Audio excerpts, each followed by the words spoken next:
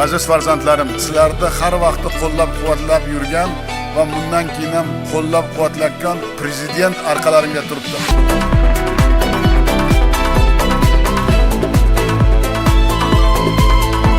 Bugungi kunning muvaffaqiyat formulasi 3 ta eng muhim ustunga tayanadi. Bu bilim, kasb va texnologiya.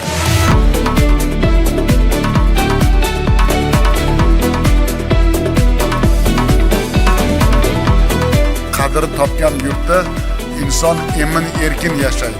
Agar sizlar baxtli bo'lsalaring, jamiyat baxtli bo'ladi, yangi O'zbekiston baxtli bo'ladi.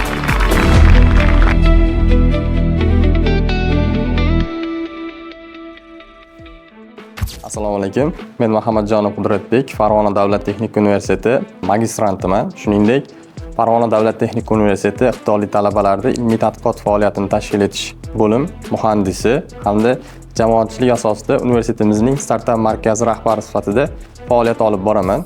Yurtboshimiz tomonidan bugungi kunda juda katta islohotlar olib borilmoqda. Shuningdek, yoshlarimizga juda katta imkoniyatlar eshigini ochib berishdi. Doimo shart-sharoitlar yaratib, faqat va faqat yoshlarimizni qo'llab-quvvatlamoqda. Bugun yoshlarimizni kelajagimiz bunyodkori, O'zbekistonning oltin merosi deb yurtboshimiz qayta ta'kidlamoqda. Bu esa biz yoshlarda yanada ishlashimizga, o'z ustimizda ishlab rivojlanishimizga katta bir imkon yaratib beradi. Va bu imkoniyatlardan men unumli foydalanib, xalqaro hamda respublika miqyosidagi nufuzli tanlovlarda ishtirok etib kelmoqdaman. Green Spark xalqaro tanlovida nufuzli 3-o'rinni olib, $5000 miqdorida pul mukofotiga ega bo'ldim. Respublika miqyosida o'tkazilgan nufuzli muhandislik tanlovida 3-o'rin sohibi bo'lib, 47.500.000 so'm miqdorida pul mukofotiga ega bo'ldim. Shuningdek, Technowise texnologik rivojlanish marafoni doirasida o'tkazilgan eng innovatsion texnologik yechim loyihasi nominatsiyasida 1-o'rin.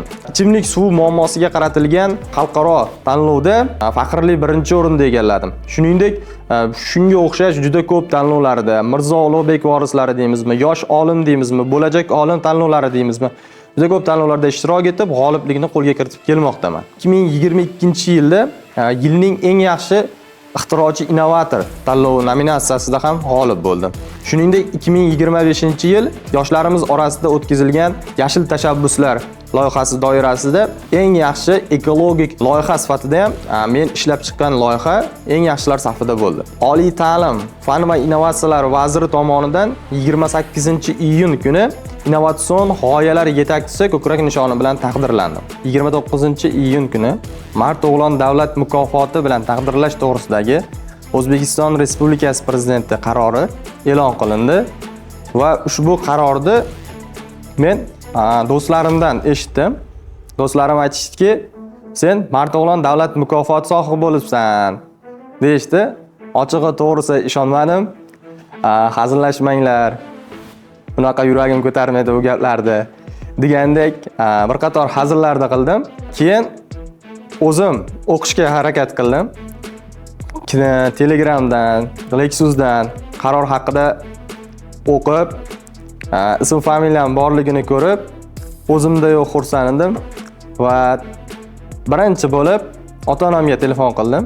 Ota, ona, doimo qo'llab-quvvatlab kelganlaring va duolaring bilan bugun men davlat mukofoti sohibi bo'ldim va buni yurtboshimiz tomonidan olar ekanman degan gaplarni aytdim va bundan ota-onam juda faxrlandi va ochig'i meni yanada quvontirgan jihat shundaki, ijtimoiy tarmoqlarda meni emas, balki otam bilan onamni bu yutuq bilan ko'proq tabriklashdi.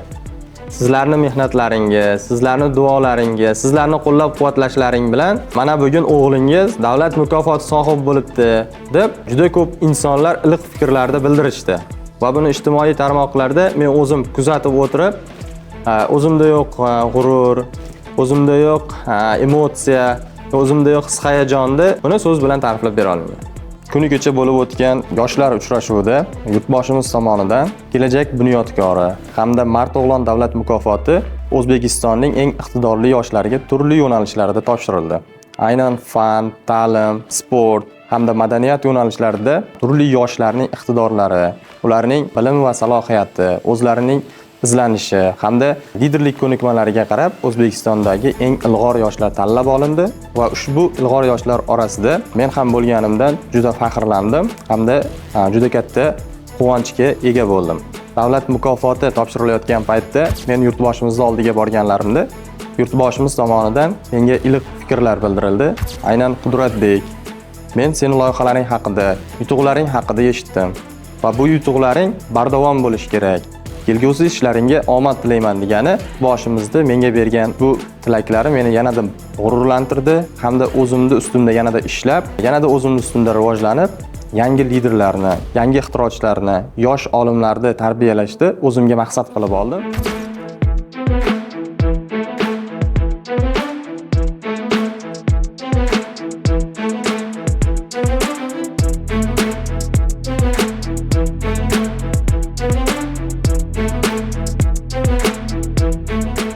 Aynan davlatimiz rahbari bilan bo'lib o'tgan uchrashuvda men 45 dan ortiq iqtidorli yoshlar safida bo'ldim va ushbu iqtidorli yoshlar turli bilim va salohiyati bilan O'zbekistondagi yoshlardan ajralib turadi.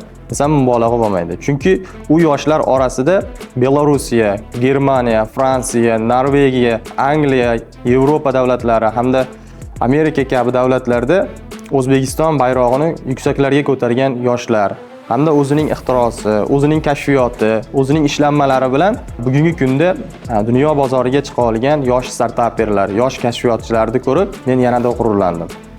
Avvalambor O'zbekistondagi yoshlarni doimo qo'llab-quvvatlab kelgan hamda ularga investitsiyalar, ularga shart-sharoitlar yaratib bergan muhtaram yurtboshimizga minnatdorchilik bildiraman. Meni ushbu darajaga yetishimda sababchi bo'lgan, doimo duoda bo'lgan, qo'llab-quvvatlab kelgan ota-onamga, shuningdek ta'lim va tarbiya bergan ustozlarimga rahmat aytaman.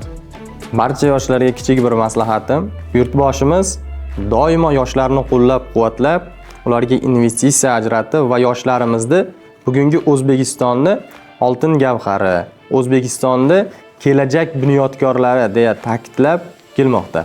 Va bu yaratib berilgan sharoitlar va bu ishonchni yoshlarimiz albatta oqlashi kerak. Shuning uchun doimo intilishda, harakatda, izlanishda bo'lish kerak.